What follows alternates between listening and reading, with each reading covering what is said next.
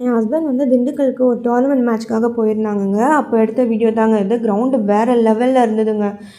Cricket பிளேயர்ஸ்க்குலாம் வந்து பார்த்தீங்கன்னா, செம்ம வொர்த்தான கிரவுண்ட் நான் சொல்லுவேன். நீங்கள் ஃபேமிலியோட வரீங்க அப்படின்னா, இங்கே ரூம் அவைலபிளுமே இருக்குது. இங்கே வித் ஸ்விம்மிங் பூல் ஆக்சஸோட இருக்குது. கிட்ஸுக்குமே தனி ஸ்விம்மிங் பூல் இருக்குது. அது மட்டும் இல்லாமல் நெட்ஸ் ப்ராக்டிஸ் செஷனுக்கு தனியாக இடம் இருக்குது.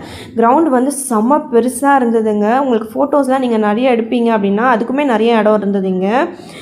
இங்கே வந்து பார்த்தீங்கன்னா, மார்னிங் பிரேக்ஃபாஸ்ட் வந்து எங்களுக்கு காம்ப்ளிமெண்ட்ரியாக கொடுத்துருந்தாங்க. ரூம் எப்படி இருக்குது அப்படின்னு என்னால் எடுக்க முடியல. ஆனால் ரூம் பாஷாக இருந்ததுங்க.